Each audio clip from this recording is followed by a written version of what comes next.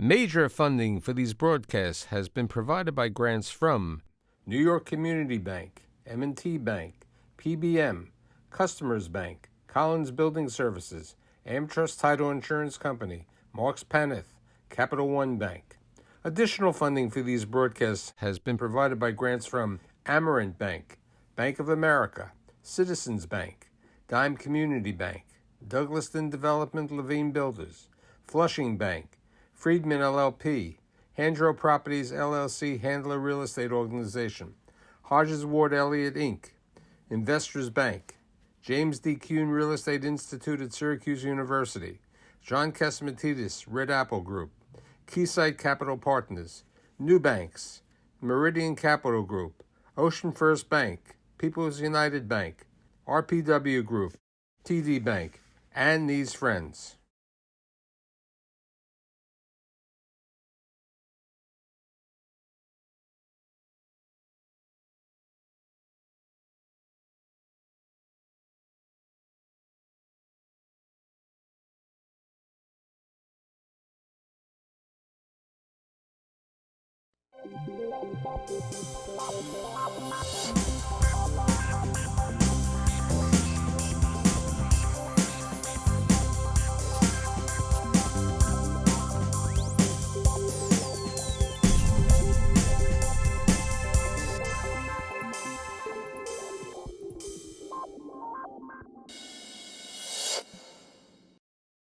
Long Island. What's happening in Long Island? Lots of things are taking place. Some people say it's a great market. Some people are telling me that the office market's not strong. There's a lot of industrial, there's a lot of hospitality, and there's a lot of assisted living. And there's some other interesting things taking place in Long Island. Today, I've assembled a group of individuals who are going to discuss developments and changes taking place in Long Island. My guests include Jan Berman, who's the president of Engel Berman, and also the president of the Bristol Assisted Living Company. Brad Blumenfeld, who's a vice president and principal at Blumenfeld Development Group. And last but not least, you really can't do a show in Long Island unless you have the man who gives the money to do things in Long Island. I have Jason Lipiak, who is the Long Island market president for M&T Bank. So I'm going to go different. I'm going to ask the banker how he looks at the state of the market in Long Island today. Jason? Yeah, I would say the easy first answer is residential is as strong as ever.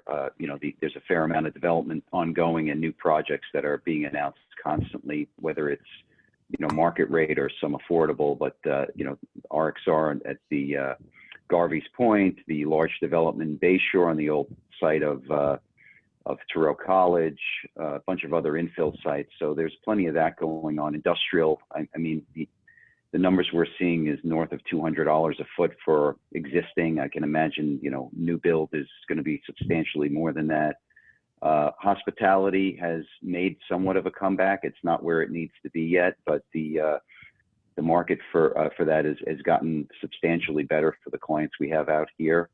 Retail is hit or miss. It depends on the type of shopping center, and obviously grocery anchored, and the daily needs type of retailers are doing better than others. But for the most part, that's kind of the order you would go in as far as appetite for lending. A few of our office clients have also seen remarkable resilience in some of the leasing in the good corridors like 110 and that nature. So that's pretty much a quick snapshot from our perspective. When you talk about residential development, Jan, you have become more active than I think in years in the number of type of developments and different unique types of products taking place. Let's talk about some of them, the Encore and some of the other projects that you're doing in different communities all over. Well, so the Encore was an opportunity that we had a large piece of land in Jericho. It was too big for just a Bristol. So we built a large Bristol, over 200 units of memory care and assisted living. And we did 100 units of independent living, very high-end apartments called Encore. Both were doing extremely well before the pandemic. And we're building them back now, but we had a lull, needless to say, during pandemic. So we're back up to 75% occupancy at Encore, and it's growing every week.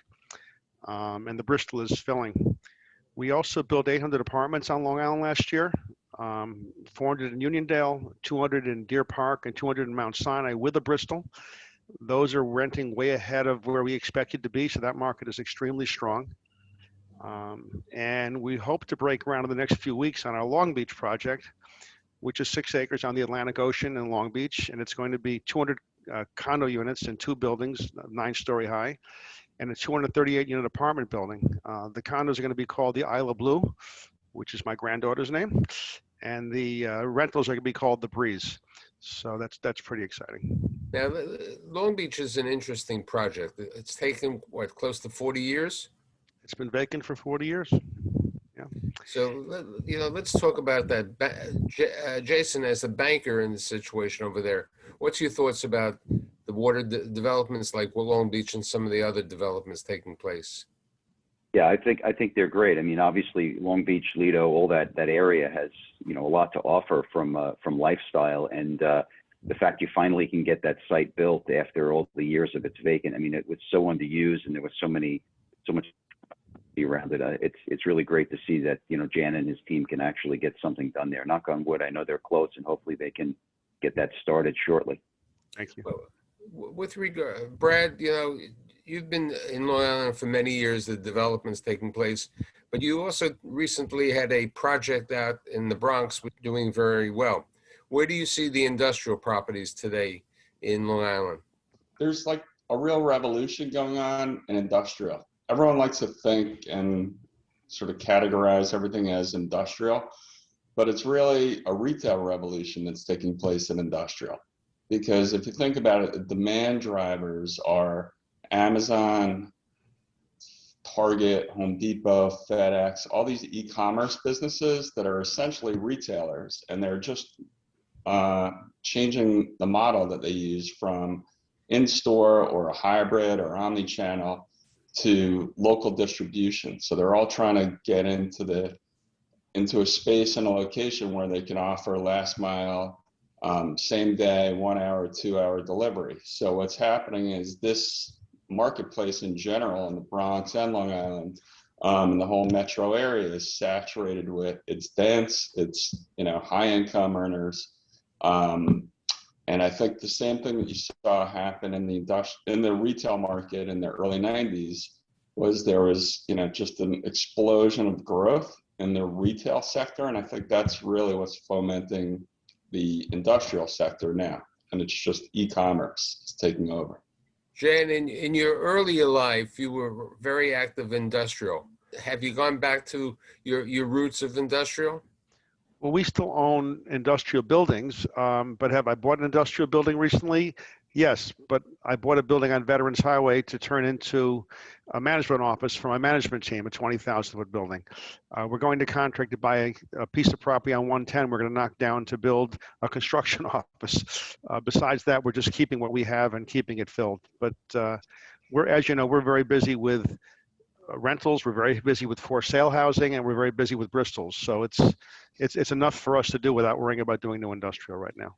Everybody said with the pandemic, with the changes taking place, that more people would be going out to Long Island.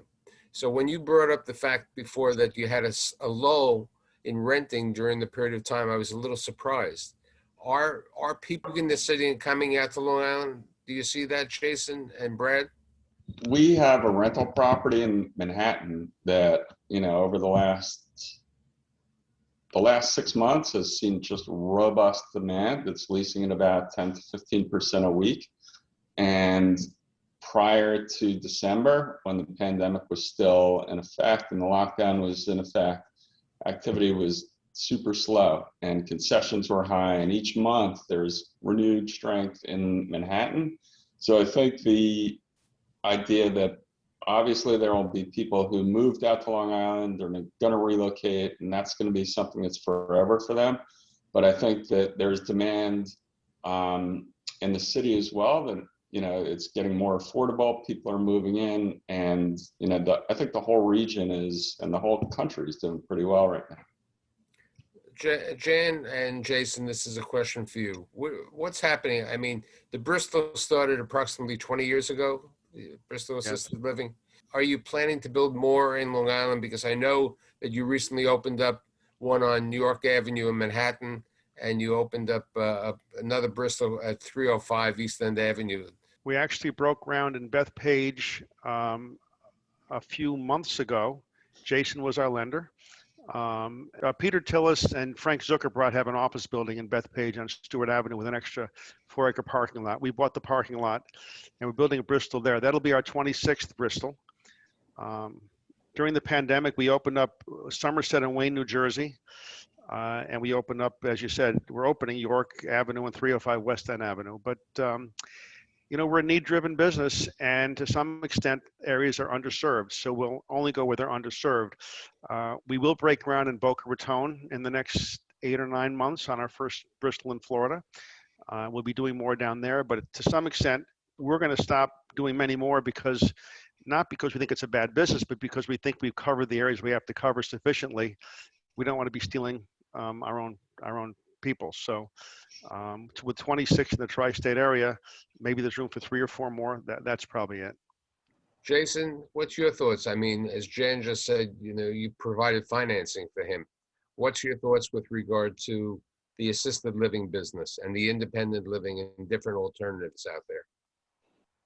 Sure. I would say, with, as Jan said, it's going to now be, you know, really specific sites. I think it's been blanketed. Obviously, Bristol is the brand name that people look for out here. There are others that have come into the market. We did see on some projects that we had loans on Long Island that they actually had fill-up issues because of the pandemic, but it was market driven. You know, one we have a little bit further out east on the South Shore had a little bit of difficulty before COVID, and during COVID it exacerbated, but then that same developer has one, you know, Mid-Island, Nassau County, and that one let at least up pretty quickly. So some of it is really not all COVID driven, but, you know, once that happens, we think we see it coming back pretty robustly. And again, the baby boomers are still getting older, and there's going to be a need for it as you continue on. But I would say that the island is well covered right now. I don't think you're going to need a dramatic increase in more assisted living units. Independent 55 and over, I mean, I think, again, the boomers, as they age into different categories, you probably need that first before you need more assisted living. But that's, you know, Jan's the expert there. I wouldn't say that I know that for sure, but it just seems logical based on that age group. He's exactly right. The 55 and older, you sell them or fill them as quickly as you build them. So that's still a strong market out here. Okay, Brad, one of your executives recently spoke, and he said malls will become towns in themselves. Okay, what's your thoughts about that and other people with regard to repositioning of properties? You know, a lot of repositioning of the Sears properties and so on. Brad? I think that malls, for the most part, are well located, and they're, you know, have good highway access, have good underlying zoning, and they're close in proximity to people and wealth, and, you know, all good demographics. I think there'll definitely be a reinventing of some of these malls, but, you know, Long Island doesn't have a ton of malls, so I don't think in our region it's going to be a dramatic change. But the few that are secondary and tertiary and just, you know, aren't surviving, I think will get repositioned because the fundamental underlying real estate is, you know, great and will have a new life. But you have to have a county executive, you have to have a cooperative town supervisor, you have to have a cooperative board, because some of these properties that should be repurposed require zone changes. And we all know what happens when you have to go in for a zone change on Long Island. Very difficult. I mean, years ago, I think it may have been Brad's father on my show talking about, you know, the Beatles and the other problems. You know, in order to get something zoned, you had to go for years to get it. Has it become easier to get things zoned? Harder. What do you attribute that it's got harder? I thought everything. Try to get a sewer system approved in Suffolk County. It takes years. It could take you 2 years to get zoned and 2 years to get a sewer approval. Try to get something through Nassau County Department of Health. Try to get something rezoned in a town where there's 4 people that don't want it. That's what makes everything so valuable here. Because if you finally get something to the point you can build it, it's like shooting fish in a barrel. You know, that there's just there's no appetite for helping anybody. Their appetite is to hurt you. if people are working in Long Island, the big thing that they need is housing, and there's a lack of affordable housing. What's happening with affordable housing with these lotteries that are being held by the Long Island Housing Partners? Jason? I mean, I'm not the expert there. I know that there's a few projects going on that are going to add to that Matinacock Court that's been on and off for 40 years up in Northport. Obviously, Garvey's, they're doing 55 units there that are going to be at.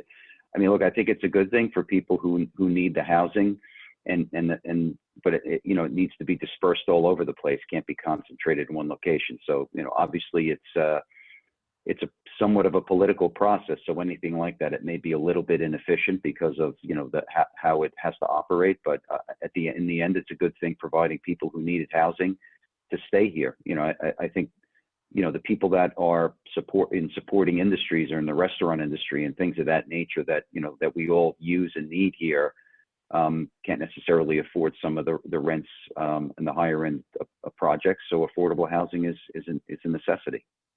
Brad, what are you guys doing these days in Long Island?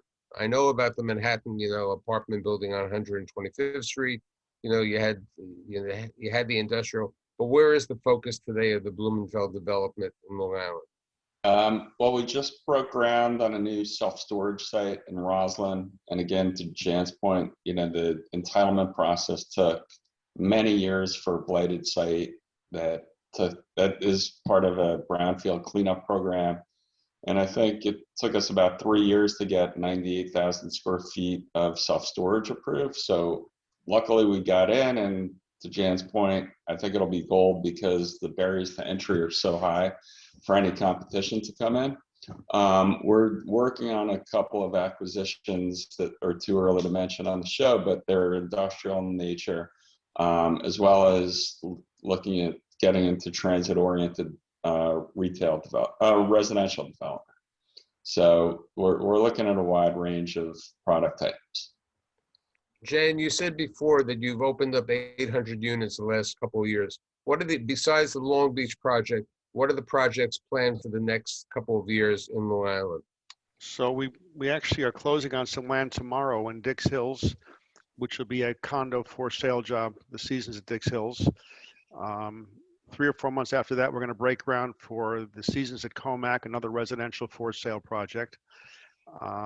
This is 55 and older? 55 and older. We have about 1,200 units in our pipeline of for sale and for rent housing that'll get in the ground in the next year, 15, 16 months, as well as Long Beach, and we're building the Bethpage property. And then we have some things we're working on in the south. So, but we have a 4 or 5 year pipeline right now of different projects in different stages of getting them zoned and approved, but mostly multifamily, for sale, for rent.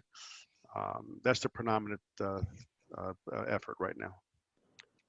Jason, before you were alluding about the hospitality market, has it rebounded in Long Island to a certain level? Are you lending on any new properties in Long Island for the hospitality? Well, as far as the rebound goes, yes, it has. I mean, some of the hotels that we had loans on out here were housing some military, some nursing and things like that to take the sting out of losing their primary business. But the rates were very low, and it was just keeping the lights on. That has now flipped over to weddings are occurring again. People are coming on the weekends. People are hearing it all around. It's the business travel and the group travel that has to come back. More so for the big cities than out here, but still business travel is the full rate product that the hotels get. The weekend traveler is looking for a deal all the time. So that's where the profitability and the RevPAR bumps come from. And that's still a little while away even out here. But I would say that if you asked any of the operators out here, they definitely feel better than they did a year ago. Operating a little bit better than break even, I would say, but still a little bit to go. The uncertainty still of the market gives us pause in really jumping into more hotel. We do have a pretty big exposure. I mean, it's in our financials, about $4 billion in hotels on our books throughout our regions. So, we're monitoring and managing that book right now. A fair amount of them are still struggling to come back. So, we are very particular and picky on anything we would do. And new construction is a difficult one to talk about. There are a few projects we know going on. Obviously, Huntington Village, Casada, and Tunis are building, and they're looking at 1 on 110 as well. It's the Jericho Residence Inn that's on the table.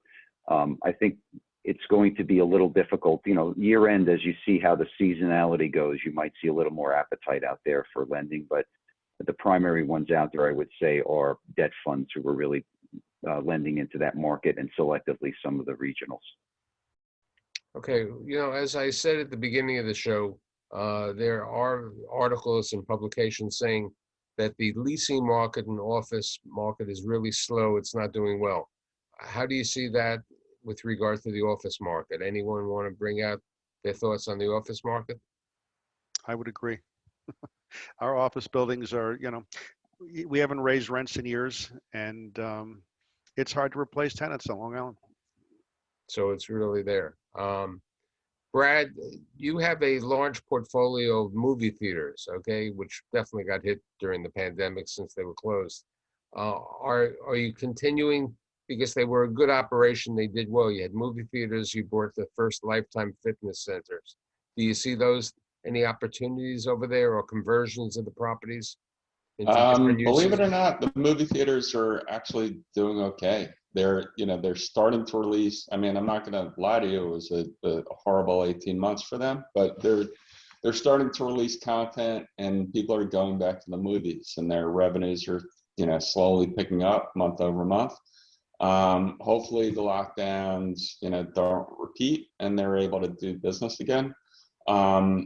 But in this market, I'm surprised that despite everyone having a big TV and Netflix and all that, people still want to get out of their homes and have some outside entertainment. So they're surprisingly coming back and doing well. Have you been seeing new players coming to the market, Jason and Brad? I'd say absolutely. There's, especially in the industrial sector, people are moving out and coming out of the city. There's a lot of institutional investors that are pushing cap rates down and chasing product that you haven't seen in years. It's discovered, and I think, like, for the reasons I said before, that it's more the e-commerce play than the pure industrial play. But I think the Hicksville site that went to Home Depot sort of was an eye-opener for a lot of institutional investors, that yields could compress and cap rates would go lower. So I think there's definitely a lot of people that I haven't seen in the market before. One of the areas that helps developers is tax abatements. Okay, how are availabilities being made for tax abatements and industrial revenue bonds, from different communities to help a developer build today? Because I know, like, for example, in West Hampton, the Reckler Equities has that huge 1 million square foot Amazon warehouse, which definitely they've got some tax advantages. Have you seen any? Have you been offered any tax advantages, Jan, Brad? So we have an IDA tax abatement for the rental portion of our Long Beach project. The condos are full tax, but the rental portion, we got a favorable IDA benefit on the taxes. What about the IDA benefits for financing that you used to do for the Bristol? Have you been still getting some finance? We haven't used the IDA bonds for years and years and years. We're better off with M&T Bank and that sort of an institution. It's everything about it is easier and better. Brad? Yeah, I agree with Jen. It's mostly been, the sort of template has been a pilot program and MRT savings. Not really. I don't see a lot of people using IDA bonds these days. And again, it's all driven, and it gets a little political, but it's mostly about job and job creation. One of the areas that did very well before the pandemic was the co-living and co-working. Any thoughts about co-living and co-working out in Long Island, Brad? We haven't done that, so I can't really speak all that intelligently to it.